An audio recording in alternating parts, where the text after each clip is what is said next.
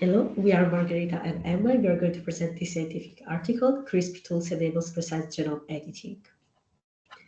Variation in the DNA sequences is essential to the fitness of any species, yet thousands of DNA alterations are thought to cause disease.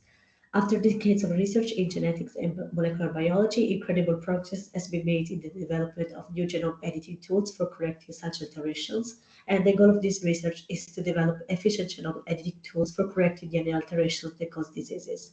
Gene editing is a technology that precisely modifies the genome sequence to induce insertions, deletions, or base substitutions in the genome. The first tool created was the bacterial CRISPR-Cas9 system, in which which goes for clustered regularly interspaced short palindromic repeats. This system involved naturally in bacteria and acts as a defense mechanism against phage infection and plasmid transfer. In this system, the enzyme Cas9 uses a customizable RNA guide to search for DNA sequences to cut in human cells.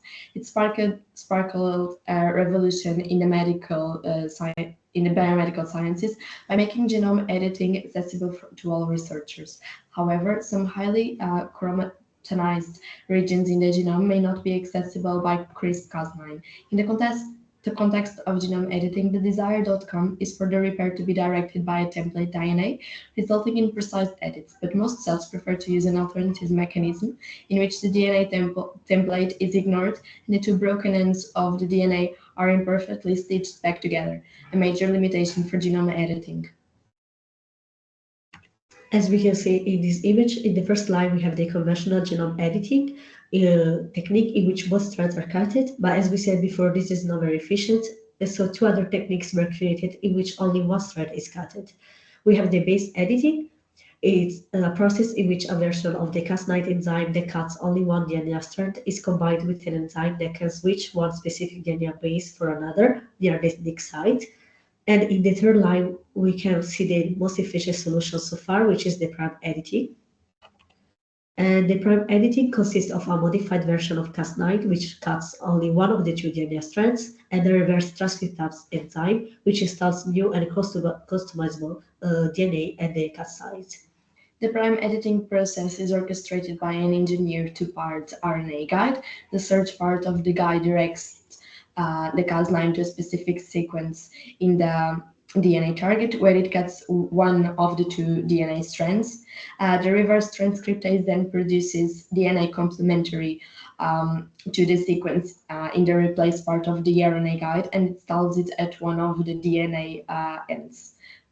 Installs of the cut DNA ends, where it takes the place of the original DNA sequence. At this point, the duplex DNA being modified consists of two non-complementary strands, the edited strand and the intact strand that was not cut by Cas9. Non-complementary sequences are not tolerated in cells, so one of the strands must be fixed to match the other. So usually a second RNA guide is used to direct a cut in the intact strand to increase the chances that that strand would be replaced to match the edited one. The cut must be made strategically to avoid breaking both strands at the same time or place. Talking about advantages and disadvantages, we have the prime editing now makes it faster and easier than before to install or correct one of many specific mutations, and also more cell types available for manipulations than were previously possible. For disadvantages, it's like the problem is like it's not yet predictable and doesn't always turn out as intended, and imperfect random edits can therefore still arise. Last problem is the medical applications. These issues present a big challenge because imperfect DNA edits are unacceptable, and efficient delivery of the prime editing system to cells will be crucial. So after all, what is your opinion and what have you learned?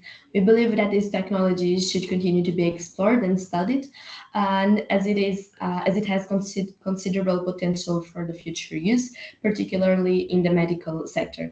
However, we also believe that further studies are necessary at this stage to enhance its safety and efficacy, ensuring that it can eventually evolve into a more reliable and secure technique. And during the execution of this work, we learned that a new CRISPR technique enables precise gene modifications by copying RNA directly into the genome. And we were not previously aware of this method, which improves accuracy by only cutting one strand of the DNA rather than both strands as in the traditional CRISPR approach. Thank you for your attention, and I hope you enjoy it.